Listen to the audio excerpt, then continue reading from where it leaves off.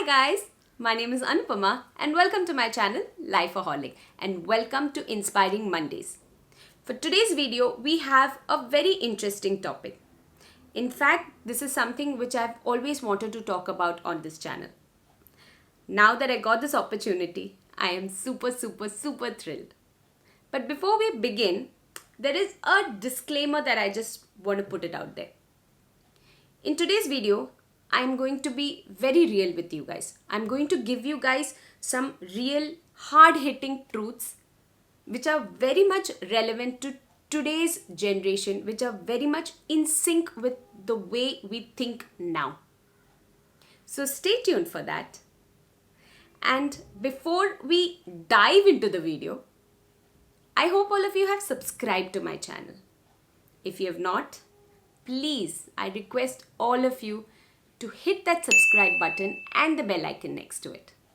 And for those who have subscribed to my channel, my Life-O-Holics, for those who have been interacting with me through comments and through mails, I'm so grateful to all of you. Thank you for supporting a small YouTuber like me. Thank you so much. For those who have not yet subscribed, subscribe now. Chalo.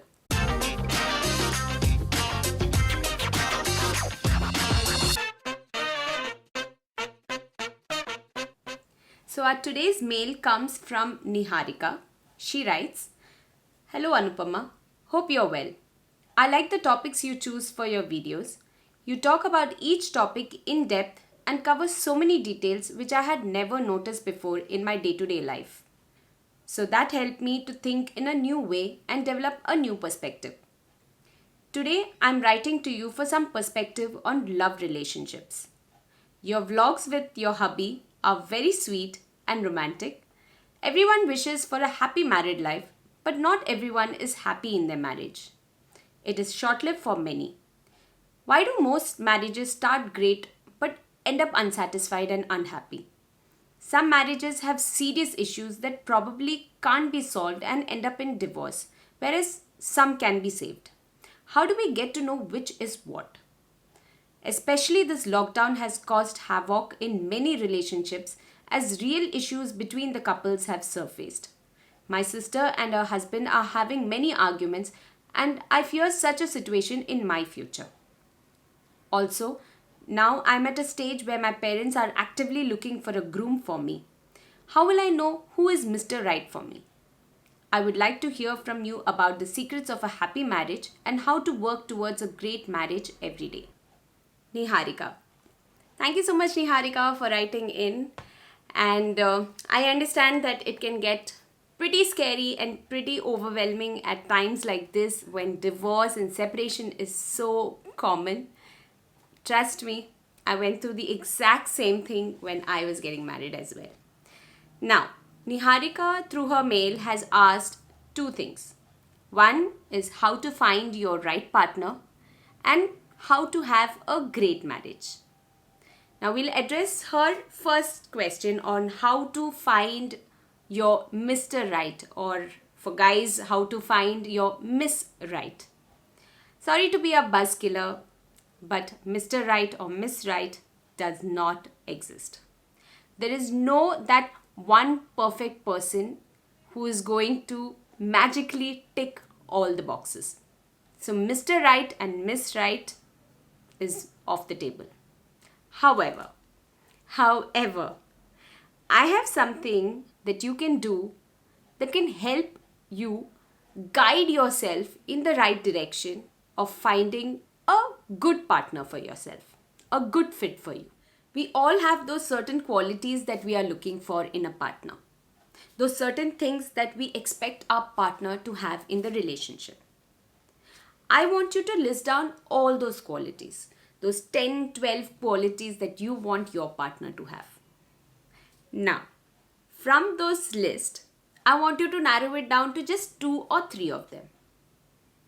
These 3 are going to be the absolute must-haves, because these 3 that you have narrowed it down to are going to be your core values. Unless and until your partner does not match these 3 core values of yours, there is no moving forward in the relationship. Similarly, ask your partner to make, or your potential partner to make, his or her 2 or 3 core values. Now you need to find out whether you match your partner's list and similarly your partner matches your list. Because this core values are going to be the foundation of your relationship. Without matching these three, there is no moving forward. Relationship आगे जा ही नहीं सकता. It's just like going to a supermarket. Now, if you don't know what you want, you are just going clueless, you're going to pick up a bunch of random stuff. And once you go home and you unpack and you see that you have picked up so many things, but you have not picked up your essentials, you're going to be unhappy and unsatisfied. Similarly, find out what your essentials are. What are those qualities which are your absolute must-haves? And do not at any cost compromise on them. Now, if you ask what goes into the list, of course, for everyone, it's going to be different. You need to sit with yourself and find out what are those qualities that you value the most. Because you're not finding a partner for just a year or two. You're finding a partner with whom you're going to spend the rest of your life with. Try to find out your core values. Because everything else changes, your core values remain intact for the rest of your life. Now, just to give you an example of what exactly I'm talking about. When me and Sahil were dating, I understood that for Sahil, his core value was trust. He wanted a partner on whom he can trust blindly. And that's exactly what he found in me. I, on the other hand, wanted a partner who was strong, who was not influenced by the peer pressure. And that's exactly what I found in him. These values form the basis of our relationship. So you need to figure out what your core values are. I hope I have been able to help you gain some perspective on finding that right partner for yourself. Now, coming to the second question that Niharika has asked, how to have a great marriage? Again, perfect marriages don't exist. Marriage requires constant care and effort. Having said that, this topic of how to have a great marriage is very vast. So I'm going to confine myself to certain points which I feel you can implement to shock-proof your marriage. The first one is prioritize. I'm again referring to the list that we had spoken of earlier, that list of qualities, the list of expectations. Now, you entered the marriage without any core values. You had a list, but you don't have any core values. Similarly, your partner entered into the marriage without any core values. Sit down with your partner now and figure out what are those 2-3 values that you expect in your partner, and similarly, what are those 2-3 values that your partner expects from you. Whenever conflicts arise, try and understand whether your conflicts are relating to those 3 core values, or are they relating to the 10th or the 12th quality that you had listed. Prioritize your list. The problem is majority of the people have not prioritized what they require from the partner. So they end up fighting on each and everything. Most of the times fights happen on very small trivial things like what to order, where to go, what car to buy. Those 3 core values are the pillars of your relationship. If the conflict is arising out of anything other than those 3, it's not worth fighting on. The issue is most people don't know what their core values are. So they end up expecting everything from their partner.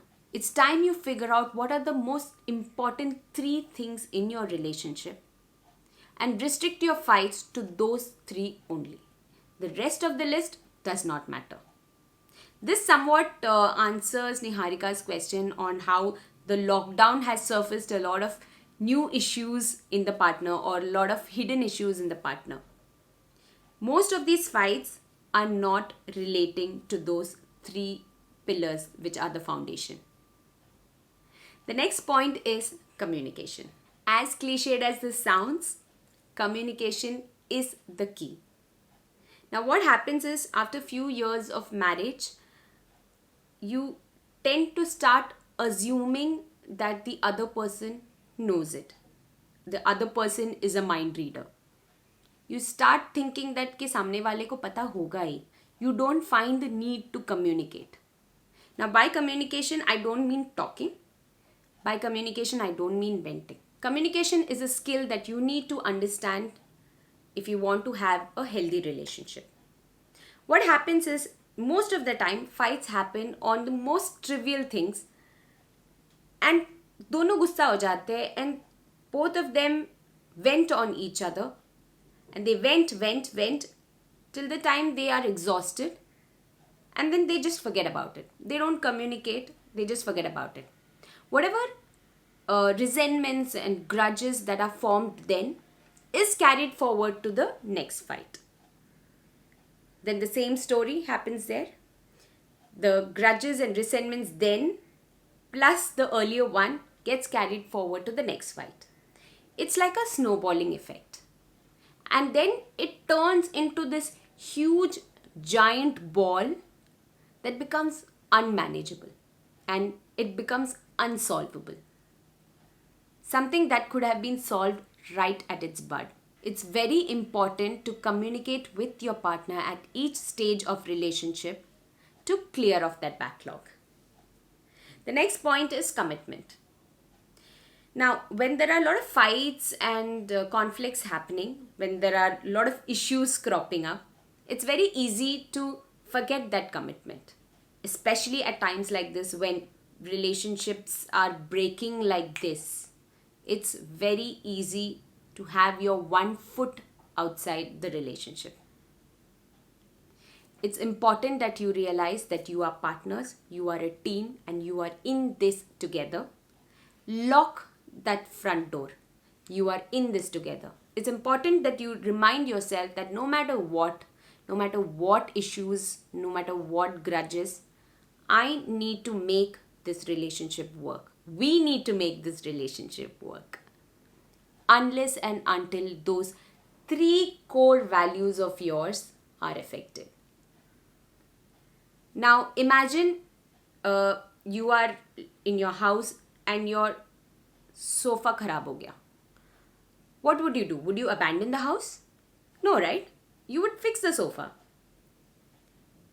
You are not going to abandon the house unless and until the pillars of your house get damaged or there is a crack in the pillars of your house.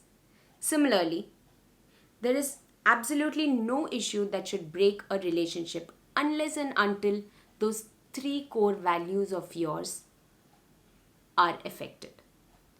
Now coming to the last point, which is respect. Again, when conflicts arise, it is very easy, very natural in fact, for people to forget that respect. You need to respect your partner no matter what the situation is. Things might be going good, or you might be having fights, you might be having conflicts, resentments, or both of you might have decided to part ways. Now, respect could mean different for different people. For example, maybe I give my partner some work to do and he does that work for me. Maybe that could be respect for me.